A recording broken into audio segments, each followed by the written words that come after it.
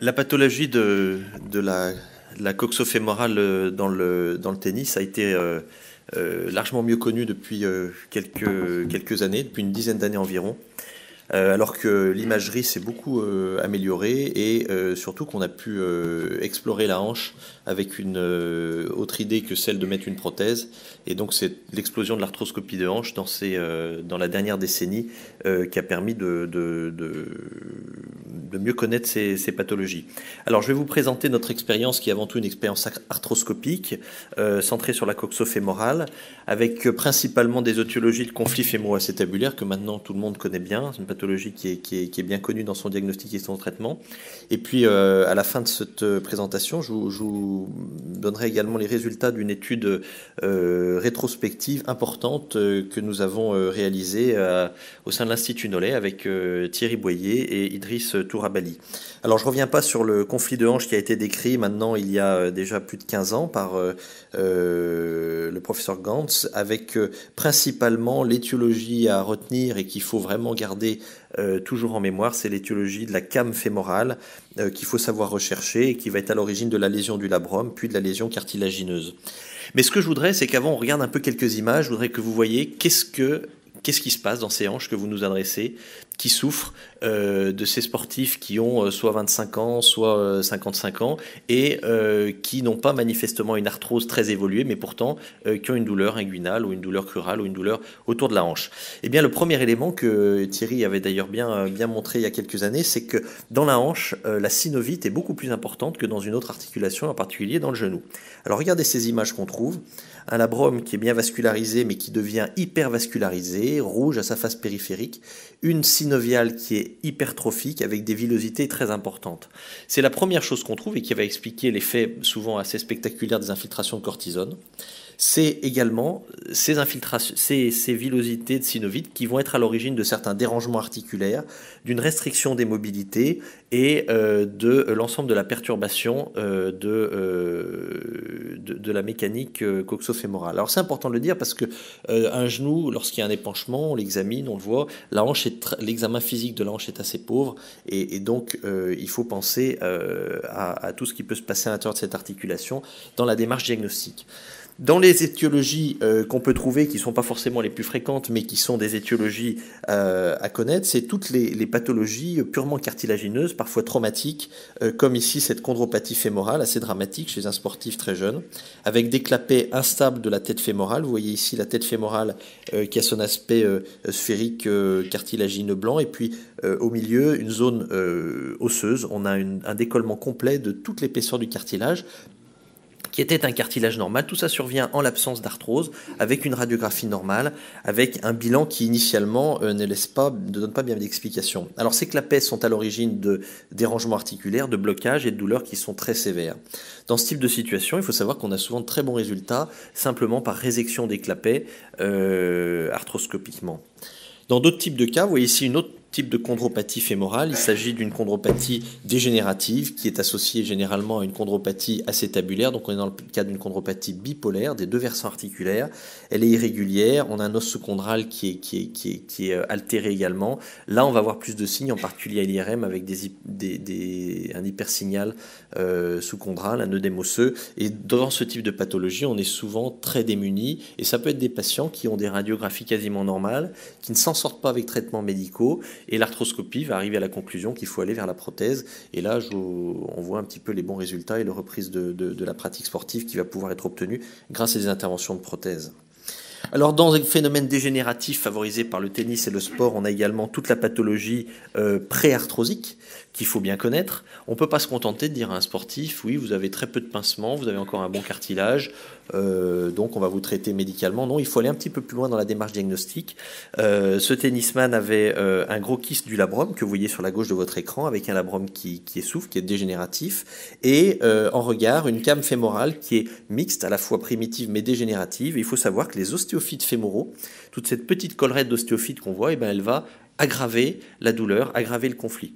Et chez ce type de patient, si vous avez un pincement de l'interligne modéré, si vous avez un bon cartilage résiduel, ça vaut le coup de se poser la question d'une exploration intra-articulaire avec arthroscopie, d'une fémoroplastie, la suppression des ostéophytes, la résection du kyste du labrum. Vous laissez un bon cartilage en place, vous n'allez pas redonner une hanche neuve, mais vous allez prolonger la vie sportive et repousser la prothèse de plusieurs années.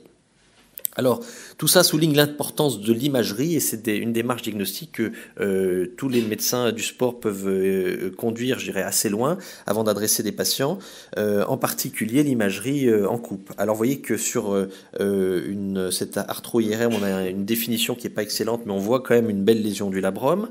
L'IRM est irremplaçable pour tout ce qui est la pathologie kystique, donc kyste du labrum, pour voir les œdèmes osseux, pour voir la souffrance sous-chondrale, qui est à prendre en compte dans la démarche thérapeutique et qui est fondamentale. Ici, un beau kyste du labrum postéro-supérieur. Mais c'est le bilan radiologique, et on le rappellera jamais assez, qui est fondamental. Pour toute hanche du sujet jeune et sportif, vous devez demander un bassin de face, mesurer les angles de coxométrie habituels. Il faut également demander un faux profil de Lequen à la recherche d'une insuffisance de couverture antérieure. Et puis, bien sûr, ce fameux profil de Dunn qui maintenant doit faire partie obligatoirement du bilan. Sur ce profil de Dunn, vous rechercherez une came fémorale en recherchant soit un aspect, je dirais, intuitivement pathologique avec la présence d'une bosse antérieure, mais si vous voulez l'objectiver, la mesure de l'angle alpha qui doit être normalement inférieure à 55 degrés. L'imagerie 3D est intéressante parce qu'en réalité, que ce soit la came fémorale, que ce soit les différentes malformations ou les différentes pathologies dégénératives ostéophytiques, elles n'ont pas de localisation systématiquement prévisible. Donc, il n'y a qu'une imagerie exhaustive, et quoi de meilleur qu'une imagerie tridimensionnelle en coupe pour voir une came fémorale qui va être un peu plus latérale, parfois un peu plus antérieure, parfois carrément postérolatérale.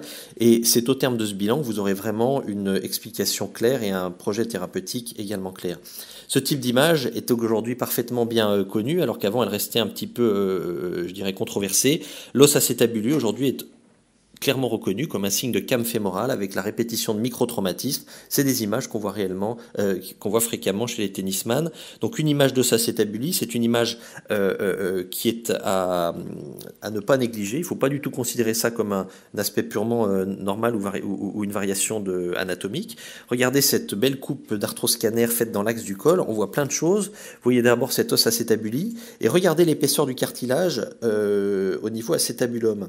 Vous avez un cartilage qui est très épais sous l'os acétabuli, mais en zone portante, le cartilage s'est aminci. En réalité, on a déjà une chondropathie assez sévère avec une usure qui est importante. Le cartilage sous l'os acétabuli est protégé parce qu'il y a une micromobilité entre l'os acétabuli et le bassin. Donc c'est un cartilage qui est non portant. Et vous voyez une belle came fémorale en regard, qui a été soulignée par ces flèches, qui est le mécanisme pathologique. Donc dans ce type de phénomène que vous voyez encore ici, on a complété le bilan par une IRM, vous voyez un hypersignal de la jonction os-acétabuli du bassin avec une souffrance à ce niveau-là.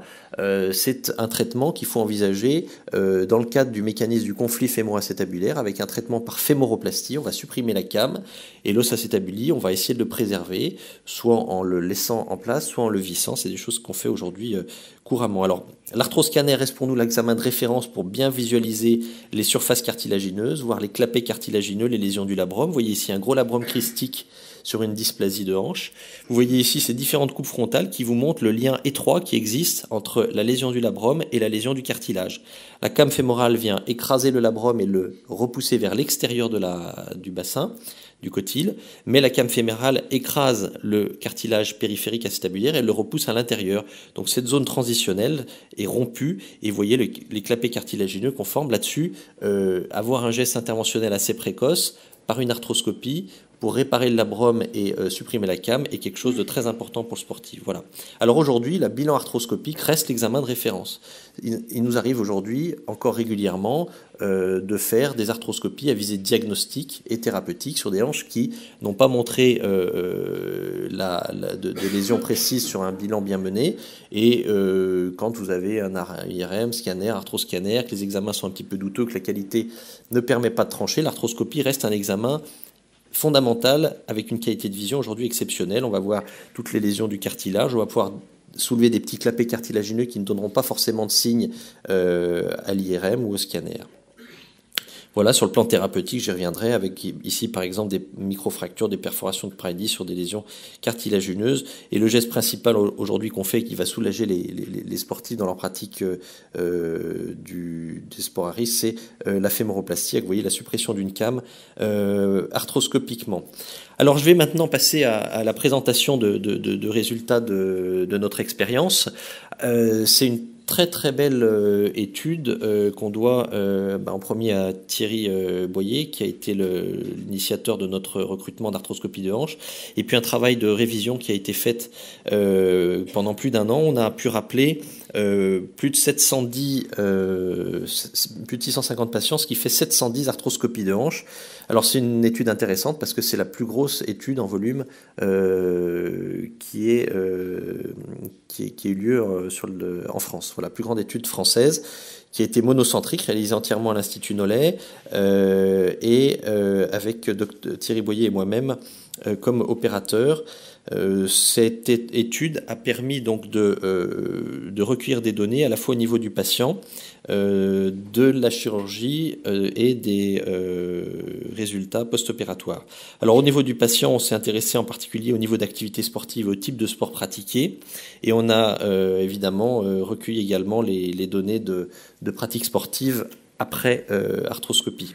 Donc sur 710 patients opérés, nous avons un suivi moyen qui est de 3 ans et 8 mois en moyenne, avec un ratio homme-femme équivalent et un âge moyen de 35 ans, donc de 18 à 43 ans concernant nos patients sportifs qui ont fait du tennis. On a 53 hanches sur ces 710 qui sont des pratiquants réguliers du tennis, ce qui fait donc 7,5% de la série globale. Nous avons 3 perdus de vue, ce qui fait au total, on a une série quand même assez intéressante de 50 patients que nous avons opérés d'arthroscopie de hanche au cours de leur pratique sportive du tennis. Voilà. Vous voyez que dans notre expérience, on a quand même pas mal de sportifs de haut niveau. 11%, c'est un chiffre plutôt élevé par rapport à une moyenne classique de chirurgiens qui pratiquent de l'arthroscopie de hanche. Et on a également une expérience du sport de très haut niveau, des sportifs professionnels, avec un partenariat avec les équipes de Roland-Garros, mais qui sont des tennisman de très haut niveau. On y reviendra, sur lequel on est très peu interventionnel. Voilà un petit peu donc comment nous classons les sports. Avec les sports pour nous les plus à risque sont les arts martiaux en particulier, le handball également, le foot, le basket. Les sports, le tennis fait partie des sports avec pivot sans contact, donc pour nous c'est un sport qui est quand même à risque, en particulier du fait des évolutions qui ont été expliquées par Gilles Daubinet et puis qui sont maintenant dont on voit les premiers effets des jeunes tennisman qui sont de plus en plus agressifs sur les coups droits, sur les pivots et qui vont souffrir de leur hanche de plus en plus précocement. Les diagnostics physiopathologiques et les lésions observées sont principalement des conflits fémoro-acétabulaires, avec la came fémorale qui vient de loin en premier, mais également des lésions isolées et associées du cartilage acétabulaire et fémoral et des lésions du labrum qui sont très fréquentes. Et vous voyez qu'on a quand même quelques coxarthroses, à peu près 25% de nos patients sont classés au stade de coxarthrose. Alors voilà, un peu sur nos résultats, qu'est-ce qu'on a obtenu ? Eh bien, on a quand même 30% de nos patients qui ont pu reprendre leur activité de tennis au même niveau, voire une amélioration, mais ce qui fait quand même 70% qui ont soit une modification, soit une sédentarisation. Donc je dirais qu'on a des résultats qui sont à la fois encourageants, mais également qui sont avec des améliorations à espérer. Rien de particulier sur l'examen clinique, je vous renvoie tout ce qui est connu dans la hanche, avec principalement le test en Fadry qui est le principal signe physique d'examen. Et je vais m'attarder un tout petit peu sur cette diapositive qui est l'évaluation de la satisfaction de nos patients. Aujourd'hui, je dirais que c'est une discussion qu'on a eue et avec laquelle Idriss Tourabali a apporté une vision qui est, je trouve, qui correspond bien à notre expérience. On a recherché des index de satisfaction composite en agrégeant, je dirais, un index de satisfaction, la réponse à la question « Vous feriez-vous réopérer, oui ou non ?» et l'effet sur la pratique sportive. Donc si on regroupe nos patients satisfaits, très satisfaits, et ou ceux qui se feraient réopérer, et ou ceux qui ont pu reprendre le tennis au même niveau ou à un niveau supérieur, on a à peu près 3/4 des patients, 76% des patients qui sont dans cette bonne tranche de patients satisfaits. Nous n'avons pas eu de complications sur ces 53 hanches opérées, aucune complication, et c'est un des résultats de notre série de 710 hanches, c'est qu'on a moins de complications qu'à l'international, on est content de ça. Et donc on a un chiffre assez habituel de conversion en prothèse de hanche de 14% et d'arthroscopie de révision de 8% sur un recul de 6 ans et demi au maximum. Voilà, donc les limites de notre étude, elles sont liées au fait qu'on a des facteurs liés aux patients et aux chirurgiens. Mais aujourd'hui, je dirais qu'on ne peut pas faire l'impasse sur une démarche diagnostique en imagerie assez poussée et sur l'arthroscopie comme apport dans l'accompagnement d'un tennisman dans sa carrière sportive. Je vous remercie.